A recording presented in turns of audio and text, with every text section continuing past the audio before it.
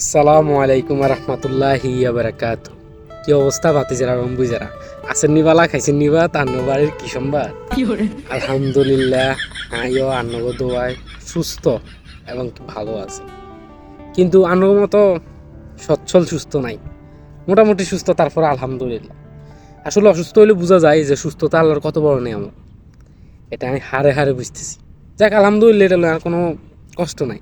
আলহামদুলিল্লাহ আল্লাহ সুস্থ রাখছে, এ কারণে তো রান্না করে ডিস্টার্ব করি, ভিডিও করি, রান্না করে টিচিং করি, রান্না করে অনলাইনে শান্তিতে থাকতাম দিই না।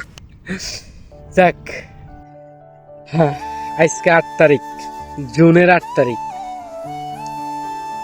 এই সেই 8 তারিখ, যে 8 তারিখ আমার জীবনের সবচেয়ে খারাপ এবং সুন্দর দিন আছিল।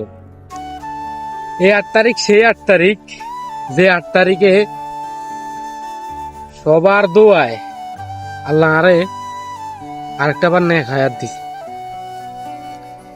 এই 8 তারিখ সেই 8 তারিখ, যে 8 তারিখে আমি আইসিইউতে আসছিলাম, আর অক্সিজেনের পার্সেন্ট আছিল মাত্র 30%। এই 8 তারিখ সেই 8 তারিখ, যে 8 তারিখে কেউ কইতে হইতো না যায় হসপিটালে। 24 ঘন্টা পরে রুমমেটরা খবর আইছে, অনেক কষ্ট পরে থানাত যাই, যান দেখতেছে যে আই রুমে আইনো। থানাত যাই, যখন জিগাইছে তখন কইছে যে আমি শেখ খলিফা মেডিকেল হসপিটালে আছি। রুমমেটরা চিন্তা করে না যে আমি আইসিইউতে থাকবো বা আর আইসিইউতে দেখি। যখন আর হেরা আইসিইউতে দেখছে, এরা হুন্ডা চালাই রুমে আসতে আসতেছে না, এগো পা কাটতেছে। ডাক্তাররা জিজ্ঞেস, আর ডাক্তারে কয় যে আর অক্সিজেনের পার্সেন্ট মাত্র 30% আছে, আর অপারেশন এখন করান যাইত না, আর ক্রিটিক্যাল অবস্থা। বুকে প্রচন্ড পরিমাণে আঘাত হয়েছে, পা ভেঙে গেছে, কিডনির পাশে অনেক ব্যথা পাইছে, আর বাকিগুলো কথা বলা যাইতেছে না। আপনারা দোয়া করেন আল্লাহ যাতে এর সুস্থ করে দেয়।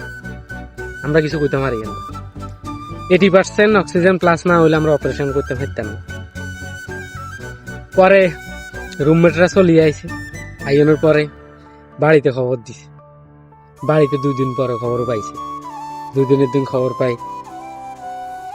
মা কইতে হইতো, আর মা যাবতে জানা না যে আর কি কি সমস্যা হয়েছে। আর অ্যাক্সিডেন্টের পরে ধরেই আর আমার এখন মোটামুটি অসুস্থ হয়ে গেছে। আগে এত অসুখ আসছিল না আর মা, আর অ্যাক্সিডেন্টের পরে ধরেই আর মার অসুস্থ হয়ে গেছে। আর কারণে আর মা কষ্ট হয়েছে।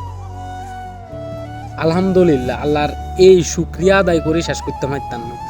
হাজার হাজার যদিও নামাজ পড়ে শুকরিয়া আদায় করি, কিন্তু এই শুকরিয়া আদায় করা শেষ হইতো না। আল্লাহ দরবার লাখ কোটি শুকরিয়া যে আল্লাহ সবার দোয়া কবুল করি, আর আবার এই দুনিয়ার আলো দেখাইতেছে। আল্লাহ শুকরিয়া আদায় করতাম চাই আল্লাহর ইবাদতের মাধ্যমে। আজকে রোজা রাখছি আলহামদুলিল্লাহ, আর নামাজ তো 5 ওয়াক্ত সবসময়। কিন্তু আন্নগো ভালোবাসা এবং কি দোয়া, এটা আমার কাছে অন্যরকম নেয়ামত আছিল। আর আল্লাহর নেয়ামত যেটা আল্লাহ দিছে সুস্থতা, আলহামদুলিল্লাহ, শুকরিয়া আল্লাহ লাখ কোটি। দোয়া করবেন, ভালো থাকবেন। আসসালামু আলাইকুম।